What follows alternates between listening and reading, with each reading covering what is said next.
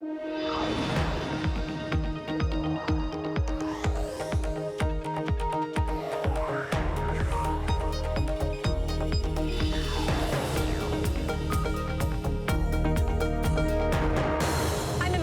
Francisco, and this is Bloomberg Technology. Coming up in the next hour, Tesla's last-minute delivery drive pays off. The company posts a surge in electric car rollouts for the third quarter. Will it be enough to drive the company to profit, as Elon Musk has promised? Plus, Amazon fights criticism over worker conditions with a pay raise for staff in the U.S. and the U.K. We look at what's behind Jeff Bezos' move to bump the company's minimum wage. And Amazon is also looking to reduce energy bills as it continues its push into our homes. We will speak to the CEO of the smart doorbell company Ring, which Amazon bought for $1 billion, on the part it will play.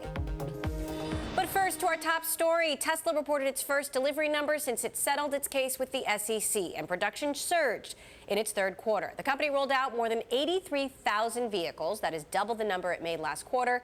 And 55,000 of the cars were the infamous Model 3.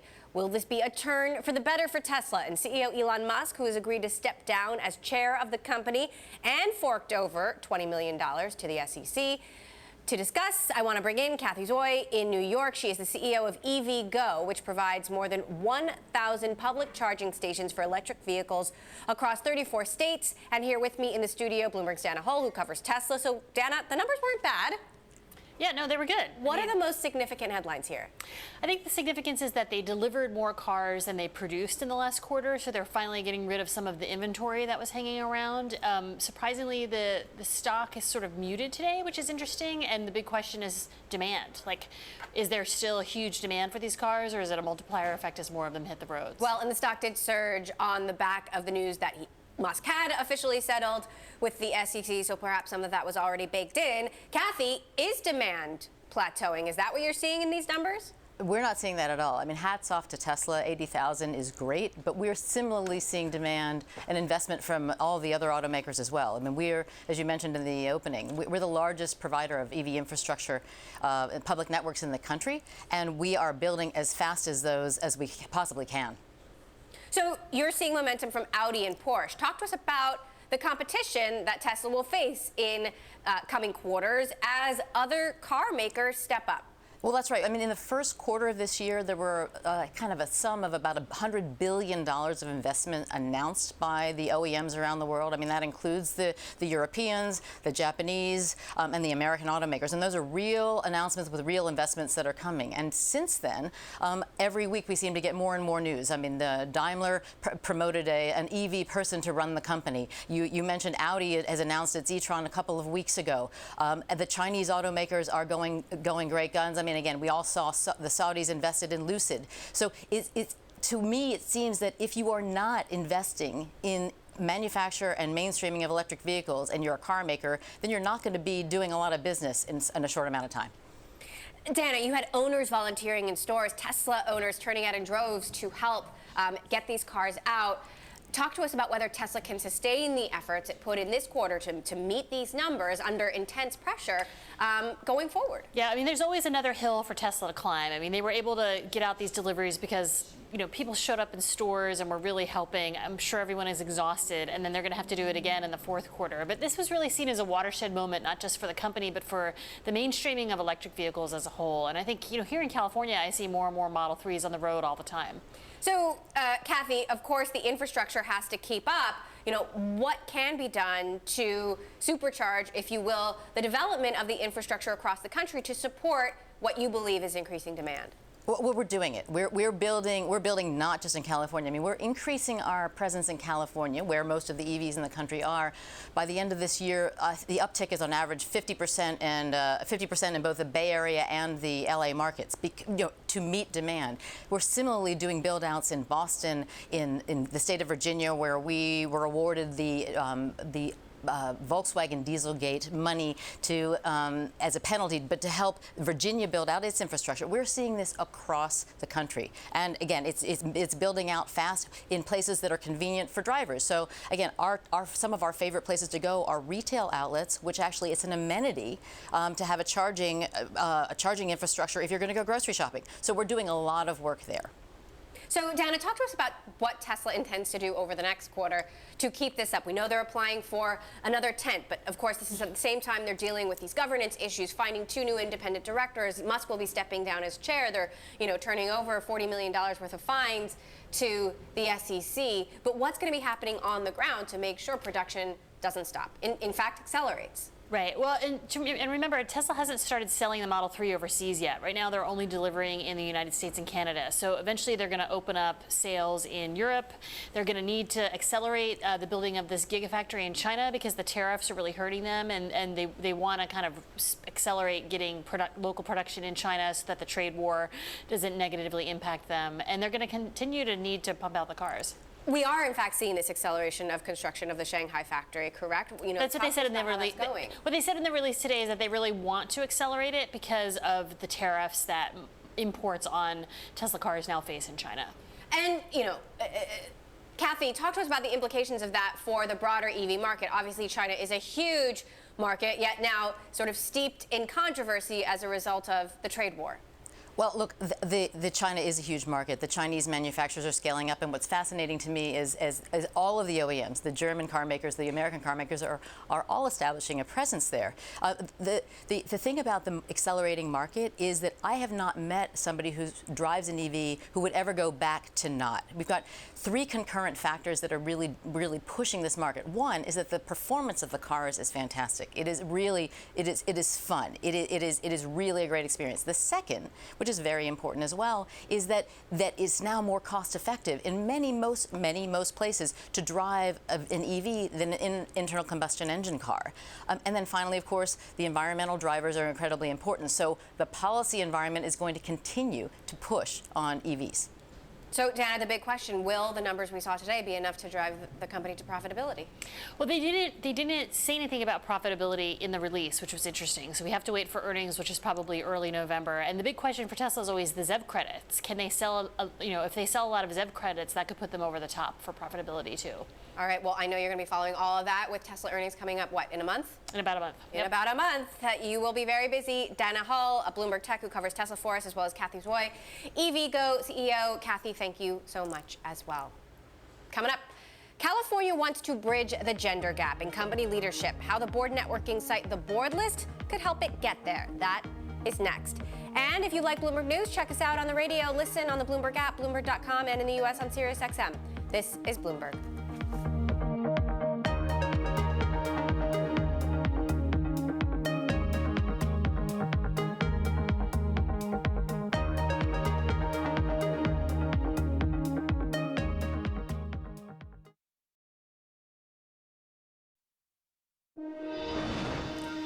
California companies are about to see women take charge. At least that's the hope. On Sunday, Governor Jerry Brown signed a Senate Bill 826 requiring California's public companies to have at least 1 female board member by the end of 2019. Women held precisely 0 seats on over 25% of the state's 445 publicly traded companies just last year. The push ramps up in 2021, requiring companies with 5 directors to have at least 2 female board members and boards of 6 or more to have 3, a threshold many Silicon Valley giants, including Facebook and Tesla, have yet to meet. The Board List, a networking site for female leaders, wants to help. Founded in 2015, the Board List connects nearly 3,000 endorsed women leaders with opportunities to serve on public and private company boards. Joining us now, CEO of the Board List, Shannon Gordon. So what does this mean? It means we're about to see a change in the composition of boards in California. I mean, there's plenty of evidence overseas. Europe has had board quotas in place for over a decade now, and their numbers have moved from the low double digits all the way up to 43, 44% in some countries. So let's talk about that, because we often get the question, do quotas work? Do quotas work? The numbers move, yeah. How significantly? From say 11-12% up to whatever the quota is set at, and usually a couple percentage points over that threshold. But then do those women who've been added to these boards actually have a voice? It's That's not a good just question. about sitting at the table, it's having a seat at the table. That's right, and that's completely dependent on how the company approaches the conversation, how they incorporate these new members, the kinds of skills that they bring to the table. It is an inclusion issue after that. So there are several big tech companies that don't measure up. I mean, Facebook, pretty surprising given Sheryl Sandberg's leadership, but Facebook only has 2 female board members, and they won't meet that threshold in coming years that this bill requires if they don't add more. Why is it so hard for these companies apparently to find women? Well, one of the reasons the board list was founded is because our founder heard all the time, we'd love to add a woman to our board. We're not quite sure where to find one. I think part of the issue is that, many board searches are filled leveraging personal networks of either the board or the CEO, and those tend to be fairly homogenous networks.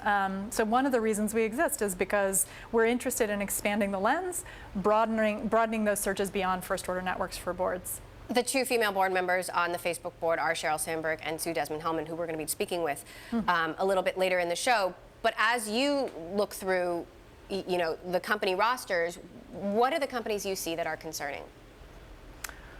I think any company that is a publicly traded company in California, those that are private as well, that don't have any representation from women on their boards, it's concerning. I think it's a very difficult argument to make that the very best talent is represented in a room when 50% of the population isn't included. So how is this impacting board list? I mean, have you seen a lot of activity? Have you gotten a lot of inbound as a result? Yes.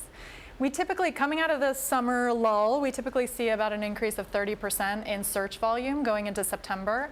This year we've seen 70% increase. So what kinds of candidates are you offering, and are they being received well? Because obviously there are women out there, but oftentimes these companies say they're not good enough or they don't meet the standards for whatever reason.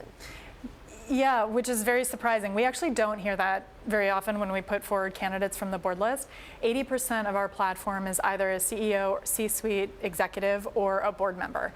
So these women are eminently qualified. The trick for us is really just finding the right set of competencies, the right experience to match what the searcher is looking for and that company's unique set of challenges. So you've done a survey of the board list community about their feelings around quotas, and what did you find? Overwhelmingly, the community supports it, which perhaps is not surprising. It's largely candidates that are looking for board seats. But we do, of course, include searchers in that survey who are men and women, as well as people who have endorsed women for board service. And overwhelmingly, the numbers came back in support of this bill. And that's not only Californians. Both the increase in search volume that we've seen and the respondents from the survey have come back to say they very much hope legislation like this passes in their state as well. Gender isn't the only measure of diversity. I mean, should the government be mandating, other kinds of diversity like race, sexuality?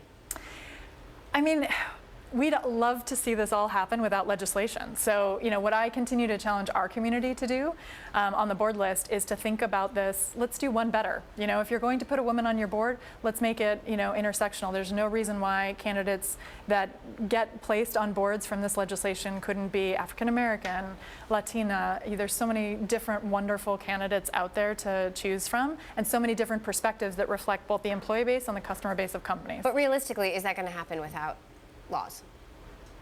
That's a good question. The gender parity issue hasn't, and that's one of the reasons that the legislation went into place. We were on pace for parity in 2055 before this legislation happened. So I'm hopeful, I'm optimistic. We'll see. All right, Shannon Gordon, CEO of the board list, thank you so much for stopping by. Good to have you. Now, speaking of a woman on the board of Facebook, we're going to hear from one of them when we return. As I said, Sue Desmond-Hellmann, the CEO of the Bill and Melinda Gates Foundation, joins us next. And Bloomberg Tech is live streaming on Twitter. You can check us out at Technology, and be sure to follow our Global Breaking News Network TikTok on Twitter. This is Bloomberg.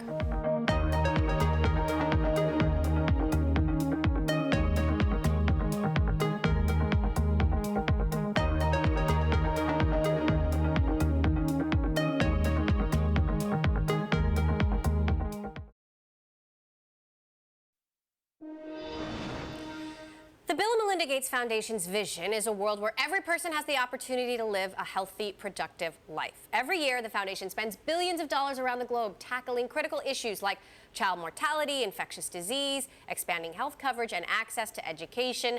They're also big believers in the power of data and technology to help solve some of the world's most pressing issues. We caught up with Bill and Melinda Gates Foundation CEO Dr. Sue Desmond-Hellmann at GeekWire in Seattle. Take a listen. in every way, data drives how we take action. Globally, we use data on the global burden of disease to decide which diseases to invest in. We invest in HIV, malaria, TB, pneumonia, diarrheal diseases, specifically because those are the top 5 killers of folks who live in low resource areas. So that's completely a data-driven decision. Increasingly in the U.S., we use data like the data of Raj Chetty to understand neighborhoods, census zones that are filled with opportunity, where people can have the American dream, and just as importantly, areas that are low opportunity. So that's driving some of the questions we're asking about economic mobility in the United States. You lived in Uganda working on AIDS and cancer. You're trained as an oncologist. You have worked on gene therapy and precision medicine. Where do you see the biggest breakthroughs in the near term using those technologies? Well, one of the most exciting areas was actually the subject of the Nobel Prize for Medicine or Physiology just yesterday, and that is tapping into the immune system to treat cancer. It's early days, but it literally is the kind of gee whiz science that I love. The science that was celebrated with the Nobel yesterday was all about the cancer sending a signal to turn off or turn down your own immune system. Really a dastardly thing. And the cool thing about that science was that once you know where that signal is targeted, you can take off the brakes. And so today's cancer treatment, the kind of cancer treatment that allowed Jimmy Carter to celebrate his 94th birthday yesterday, is all about taking off the brakes, and your own immune system allows you to self-treat your cancer. If I said that, you would say, come on, you know, that's science fiction. That's in the future. That's actually happening now and is a way that patients are treated today. Now, if you solve all of these problems around the world, you eradicate cancer, you eradicate hunger, there's concerns about overpopulation. Bill Gates posted a video with his annual letter to demonstrate his point that this shouldn't be a concern. Why aren't you concerned about overpopulation as a result of your efforts? Yeah, I actually think it's one of the things that is under-recognized. If life gets better for populations, if life gets better for women, they have fewer children. Prosperity means that people have options. Your children actually surviving beyond their first month of life, beyond their 2nd and 5th birthday, means that women choose to have fewer children. And so it's actually a myth that helping people live long, prosperous lives can drive overpopulation. Far the opposite. And in fact, we just had an event last week we called Goalkeepers 2018 that celebrated the prosperity and 1 billion people lifting themselves out of poverty since the year 2000. In those areas where women especially, but families have been lifted out of poverty and drive their own agenda, they have fewer children, not more. Now, Melinda has been a huge advocate for birth control, which has been at odds with the views of the current administration. How do you balance doing your work as a foundation with the views of the U.S. government? Well, it turns out that there's actually something that virtually anybody you talk to, conservative, a liberal, somebody, no matter what their religion, can agree on. And that is women should be able to decide how old she is when she has her first child, how many children she wants to have, and how she spaces her children. All those things should be in a woman's hands. And no matter what your beliefs are, allowing women to drive her agenda on when she has children, how many she has, and how far apart they're born, which improves their ability to be healthy, all of those things are why we care about family planning. And we want women to be able to make that choice, to make modern, safe birth control available for women all around the world. You obviously have your own extensive experience, and you're working with two smart and opinionated people in Bill and Melinda. How do you balance your ideas with theirs? I love working with Bill and Melinda. I think, like so many opportunities I've had in my career, when you work with people who are smart and passionate, you can disagree. You can have really wonderful debates and dialogue about where to invest, how much to invest, what to push, what your priorities should be. We actually very uncommonly disagree, partly because we have very, very similar values, and in part because they're so clear about the North Star for our foundation. All lives have equal value. So everything we do all across the world has one thing in common, and that is our agenda is equity. And sharing that and sharing values means that most of the time we agree. Now, you're also on the board of Facebook, and look, I have to ask, on the heels of Cambridge Analytica, on the heels of the biggest hack in Facebook's history, the founders of WhatsApp and Instagram leaving, the public trust in Facebook has eroded substantially. What's your best argument for why Mark Zuckerberg should maintain majority control and chairmanship at this point? Well, as a director of Facebook and as the lead director of Facebook, I would tell you that having worked with Mark and known Mark before I joined the board, I am so impressed with how he's grown and developed as chairman and CEO. Something that I'm sure you covered, the switch from desktop to mobile, required an enormous drive and leadership and a huge change for Facebook. Facebook right now has a number of challenges, and I have a lot of confidence that Mark, as chairman and CEO, is going to drive Facebook in the right direction. He's spoken a lot about this publicly. I would endorse everything he's written and his testimony because I have confidence in him and Sheryl and the leadership team to drive Facebook to be what I also want Facebook to be, a good company that people trust and feel good about. Bill and Melinda Gates Foundation CEO Sue Desmond-Hellmann, thanks so much for joining us today. Up next, Jeff Bezos blinked. Amazon caves to critics and raises the minimum wage for workers in the U.S. and the UK. How will this impact the company's bottom line?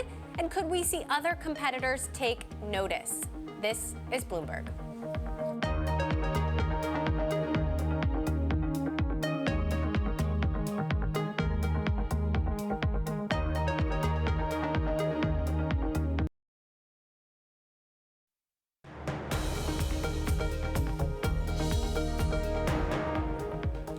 This is Bloomberg Technology. I'm Emily Chang in San Francisco. Amidst criticism and political pressure, Amazon is increasing the minimum wage for all employees in the U.S. and the UK. From November 1st, in the United States, the company will pay $15 an hour at minimum. London employees will get a minimum £10.50 an hour, with the rest of the UK raised to £9.50. Amazon says this will apply to all its workers, including employees at Whole Foods and other subsidiaries. The company's Senior Vice President of Operations, Dave Clark, explained the move to Bloomberg Markets earlier today. We've had a great year hiring, a great year of retention, in fact. But as we look forward to, as we really said, what do we want to be as an employer? What do we want our focus on pay to be? We decided this was a place we could lead. That's why we went ahead and moved now to the $15 in the U.S. starting November 1st. And why we're also moving to the £9.50 across the UK and £10.50 in London, effective November 1st as well. Dave, just a note out from Bernie Sanders over the last couple of minutes. I want to congratulate Bezos for doing the right thing. Is this Amazon reacting to political pressure? No, this is really us.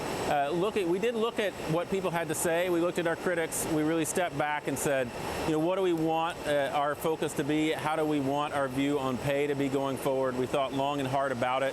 And we landed on a place that said, this is an area we can take a leadership position in. And that's why we went ahead and did it. And we really feel really comfortable about where we're headed, both in the U.S. and in the UK. Now, you had previously said that including stock and incentive bonuses for many, if not most workers, their hourly pay would have been above that anyway. What does this do to Amazon's bottom line? How much more are you spending now on wages given this so-called bump, Dave? Right. We have previously discussed our average pay being over $15 an hour when you include all the stock and incentive pay. What we're talking about today is a new minimum pay, minimum cash pay, which will be effective across the U.S. and across the U.K. We'll talk more about what it means to the overall company bottom line in our earnings call later in the month. But what I can tell you is we're very excited about what this means for the company, what it can mean for customers over the long term. And today is a very exciting day for our employees as they receive this news coming up to the holiday season. What about investors, Dave? Should they be concerned? Will it crimp profit margins? Right, our focus on both price and selection are unchanged by this. We expect to continue with great prices, great selection, great service for customers in the months to come. Dave, you've also indicated today that you are going to lobby for a more broad increase in wages, the minimum wage. Where do you think that number should be? And sort of how significant an impact do you think what you've done today will have on that process? Well, what we know is we believe that $7.25 as a federal minimum wage in the U.S. is too low. We'll leave it to Congress and the experts to decide what that number should be. For us in the U.S., that number is $15. We think that's a good place to be, and we encourage other large employers to join us there. Okay, so currently I think Target pays. Let me just check my numbers here. I think you've got Target paying 11. I could have this the wrong way around, and some of the other competitors paying 12 as well. So there's Walmart pays 11, Target pays 12. Those numbers are too low, is what you're saying? Well, what we're saying is we think the $7.25 federal minimum is too low. We encourage other big employers like the ones you mentioned to start the journey and join us at the $15 level. Would be great. Dave, what's the next plan? So you're going to raise in the UK to $9.50 and potentially $10.50 in some areas. How long will this be the minimum wage for Amazon? At what point do you anticipate needing to increase even further in order to attract talent? It's a great question. We look at our wages and overall compensation structure in every part of the world every year. And so we'll come back and look at it again in 2019 to determine if there's anything else needed at the time. And we'll do it every year going forward as we have in the past.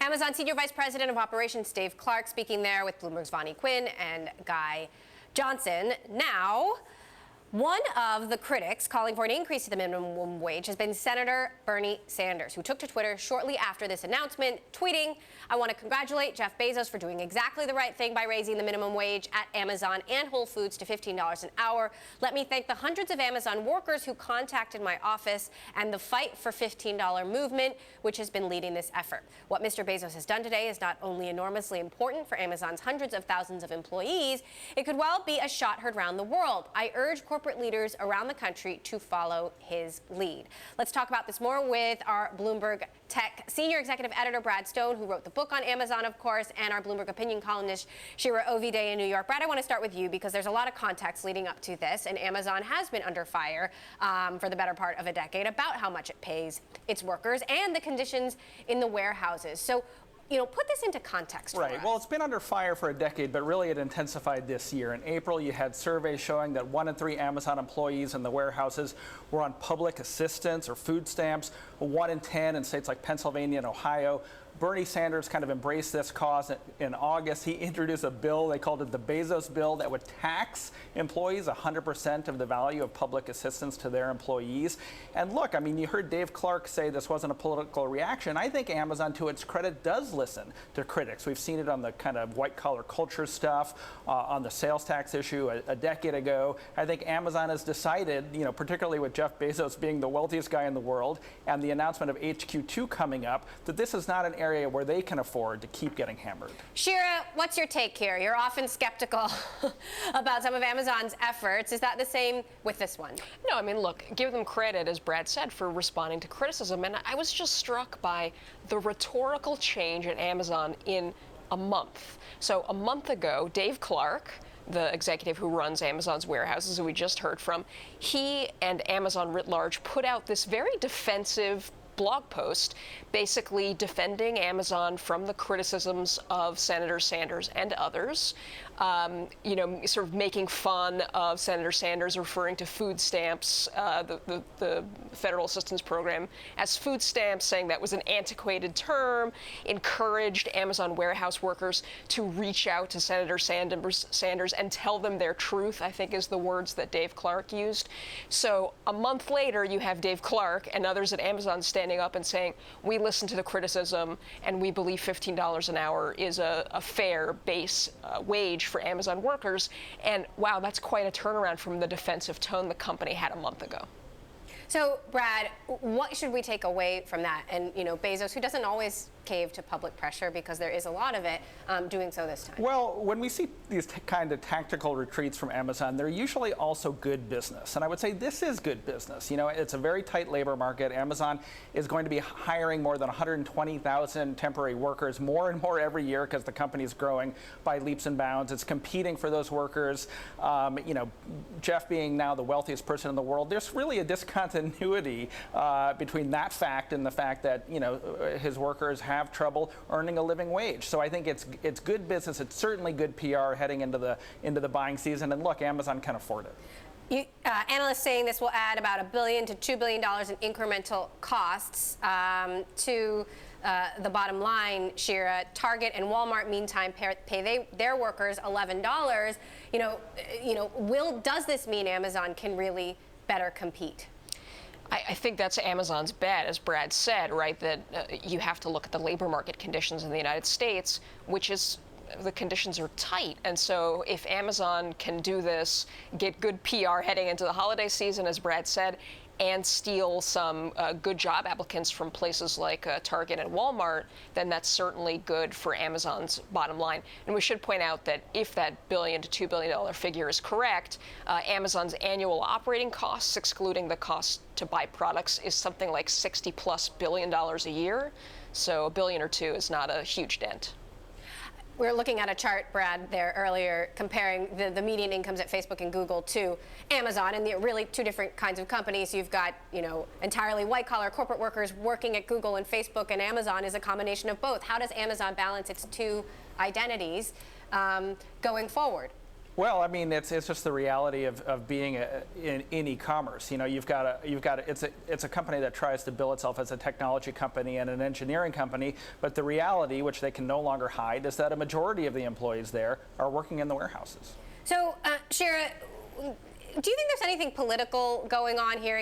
This in the midst of President Trump directly attacking Amazon, sort of not being happy about Jeff Bezos' leadership of the Washington Post, the possibility of Amazon HQ2 being in Washington, D.C., Jeff Bezos having just paid a visit there. Are there any political undertones here?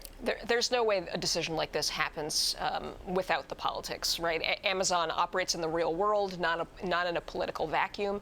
And the fact is that Amazon has faced political criticism both from the left side of the political spectrum, from people like Senator Bernie Sanders, and from the right for various other issues, right? For kind of evading taxes, as the president has accused Amazon of doing, of crushing small-town retailers. And, the left and the right sides of the political spectrum, I don't think Amazon can ignore the shouts from both sides. Can they not? No, absolutely not, and particularly if they are going to Washington with HQ2. But really, let's also put it in the context of the antitrust conversation that is now occurring around Amazon's power, the market strength of Google and Facebook. Clearly, Amazon wants to reduce its own vulnerabilities as these discussions will get louder. All right, Brad Stone, Shira Overday, Bloomberg Tech. Thank you both, as always. Meantime, Amazon will also be increasing the amount of European content on its streaming services. New European Union rules agreed to on Tuesday stipulate video-on-demand services like Amazon and Netflix will have to ensure at least 30% of their catalogs are made up of European content. The legislation could also require online platforms to help finance Europe-made films and television, and still needs to be rubber-stamped by EU member states. Netflix is doubling its European programming budget to $1 billion this year, and Amazon will soon have at least a dozen original series from Europe. Coming up, Amazon wants to make your home a smart, connected environment. One of the key lines of devices in that goal is Ring's doorbells, cameras, and more. We're going to speak to Ring CEO Jamie Siminoff next. This is Bloomberg.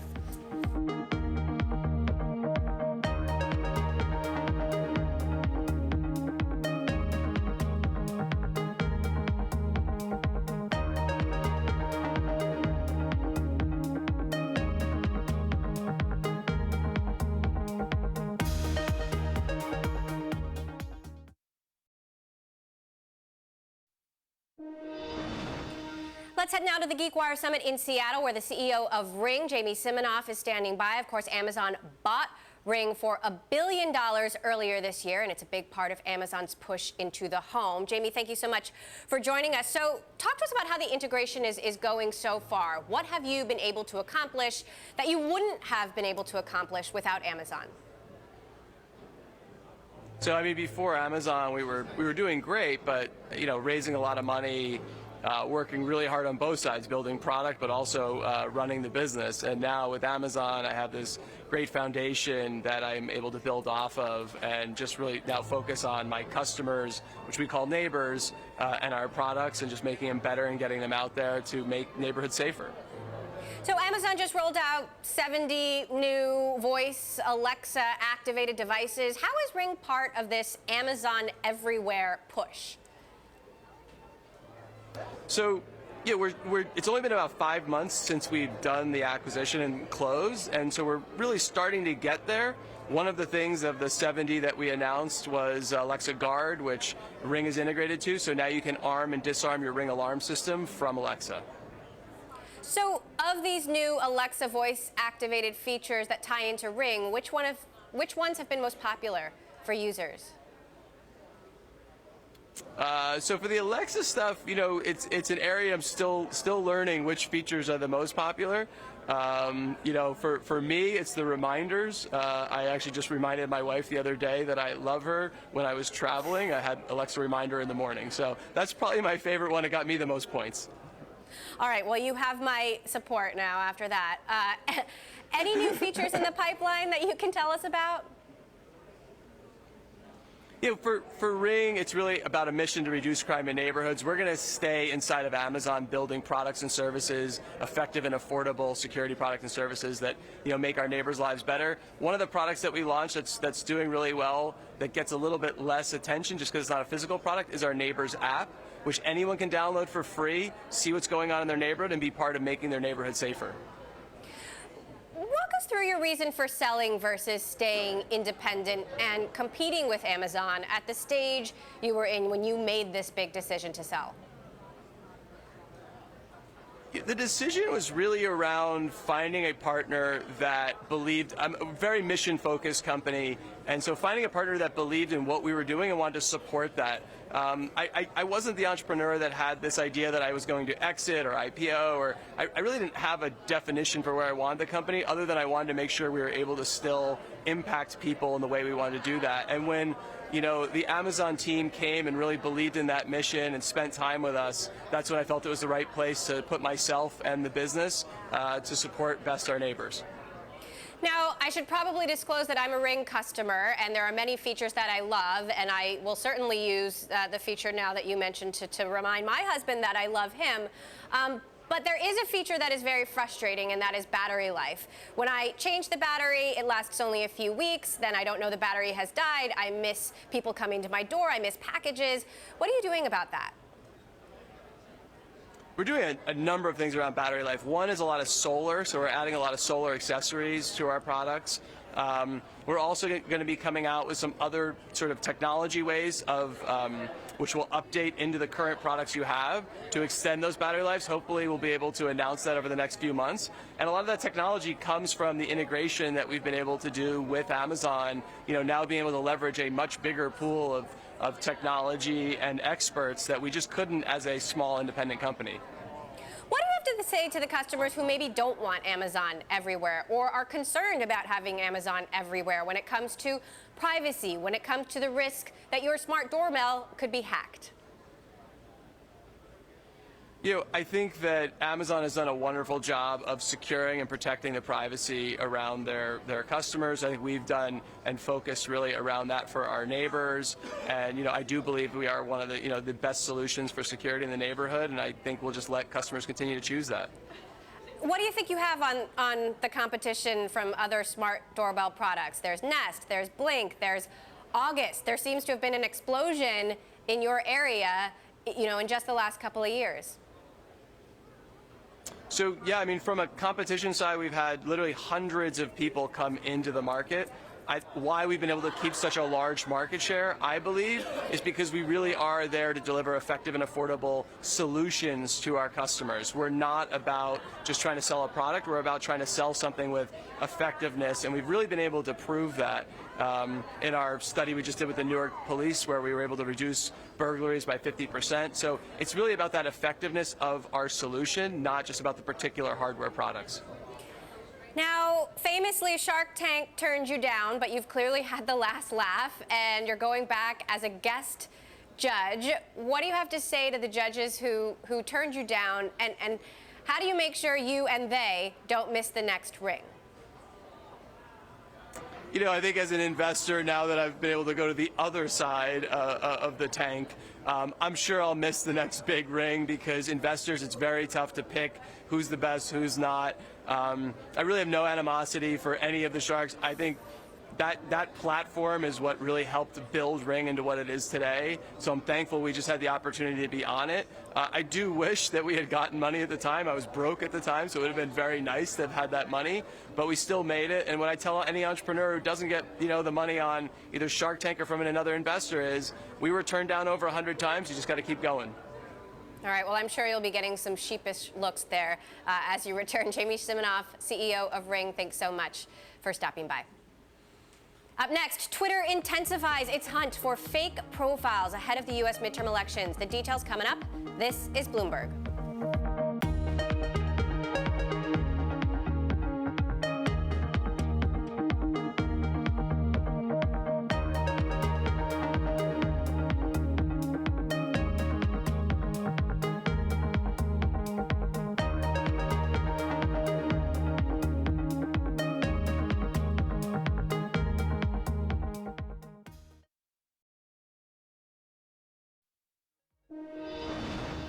Twitter is ramping up its fight against fake profiles before next month's elections in the United States. The company says it's flagged 9.4 million accounts per week.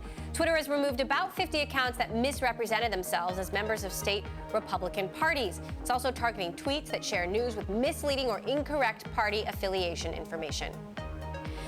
Meantime, Facebook announced a new anti-bullying feature that allows users to block certain offensive or unwanted comments from their posts by selecting keywords they don't want to see. The tool comes long after similar efforts by other social media platforms. Facebook-owned Instagram and Twitter both introduced keyword blocking features in 2016.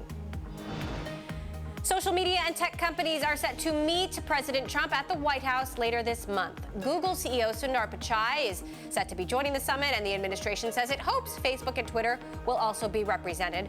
Prominent Republicans, including the president, have accused social media companies like Facebook, Twitter, and tech companies like Google of silencing conservative voices and news sources. Alphabet, Google's parent, denies it makes content decisions based on politics. He committed to come back to the White House. We're going to have a little conference. The president will preside over it. We will have the big internet companies, big social media companies, search companies, and some who are dissatisfied with those companies. And I don't know if we've set a date yet, but I reckon it's going to be around the middle of October.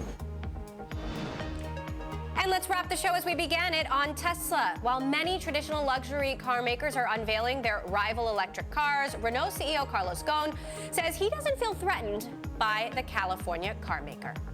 We're not competing against Tesla because Tesla main offer is on the premium market, electric premium, where most of our offer is on the middle market in terms of electric cars.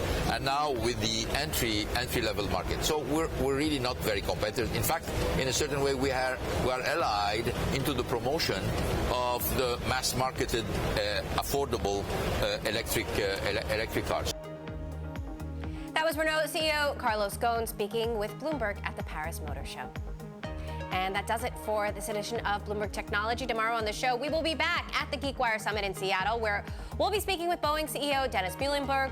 Do not miss that conversation. I'm Emily Chang. This is Bloomberg.